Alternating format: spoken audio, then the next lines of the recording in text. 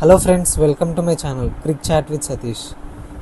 West Indies versus India match చాలా ఇంట్రెస్టింగ్గా జరిగింది. లాస్ట్ ఓవర్ వరకు వచ్చింది మ్యాచ్లో.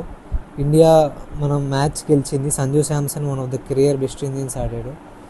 సో స్టార్టింగ్ నుంచి మన బౌలింగ్ అని ఫీల్డింగ్ అని not up to the mark అనేది నాకు అనిపించింది. ఈ వరల్డ్ కప్లో మన వాళ్ళు ఫీల్డింగ్ అయితే అంత ప్రాపర్గా లేదు.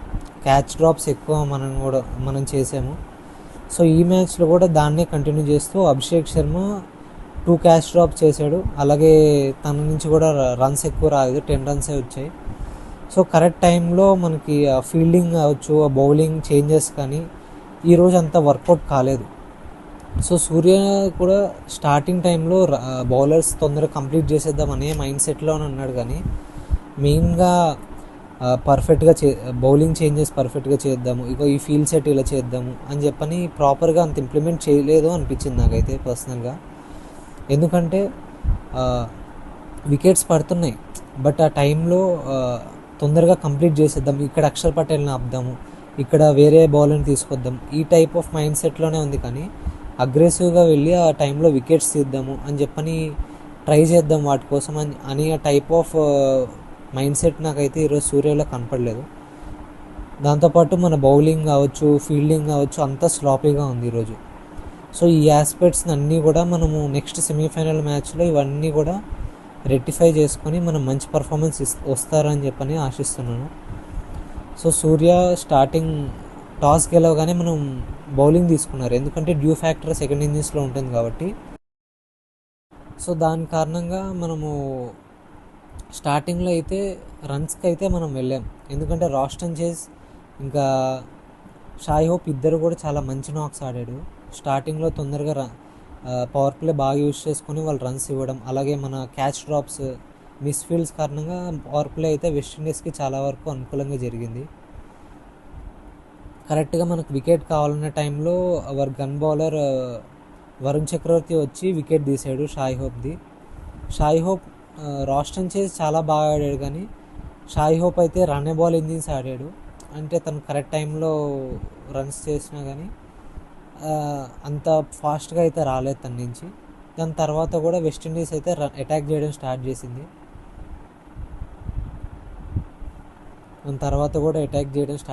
వెస్టిండీస్. దాని తర్వాత క్విక్ వికెట్స్లో వాళ్ళు కూడా తొందరగా ఒక చిన్న కొలాప్స్ అయితే వచ్చింది. 70 for 1 నుంచి 100 for 4కి అయితే షార్ట్ అమౌంట్ ఆఫ్ రన్స్లోనే వాళ్ళు కూడా 3 మెయిన్ వికెట్స్ కోల్పోయారు.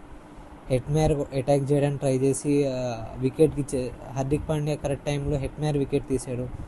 తర్వాత రోమన్ పోవెల్ వికెట్ వచ్చింది, ఇంకా రాస్టన్ చేజ్ అవుట్ అయిపోయాడు, షాయ్ హోప్ అవుట్ అయిపోయాడు. సో ఇట్లా క్విక్ టైంలో మనం వికెట్స్ తీయగలిగాం. అక్కడి నుంచి వెస్టిండీస్ కంబ్యాక్ అయితే చాలా స్ట్రాంగ్గా చేసింది. జేసన్ హోల్డర్, రొమెరో షెఫర్డ్ వాళ్ళిద్దరూ కూడా చాలా మంచి నాక్స్ ఆడారు.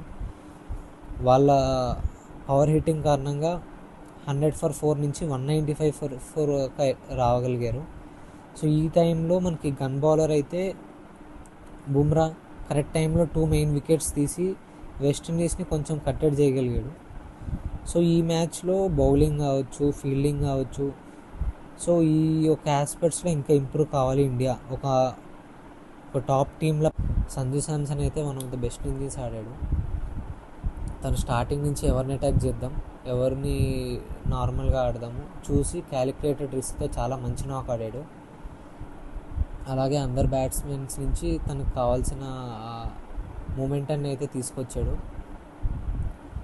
సో స్టార్టింగ్ నుంచి సంజు శాంసన్ మీద చాలా నెగిటివిటీ అయితే వచ్చింది, ఎందుకంటే తనకి చాలా మంచి ఛాన్స్ ఉంది. 5 matches ఛాన్స్ ఇచ్చారు. ఆ టైంలో తను ఫెయిల్ అవ్వడం వల్ల వరల్డ్ కప్లో తనకి ప్లేస్ వచ్చినా సరే ప్లేయింగ్ లెవెల్లో ఛాన్స్ వచ్చేది కాదు.